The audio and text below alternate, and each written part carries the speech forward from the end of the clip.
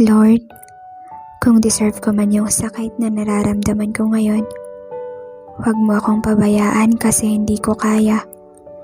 Wala akong mapagsabihan every time na hindi ako okay. Sana dumating yung araw na maramdaman ko ulit yung saya.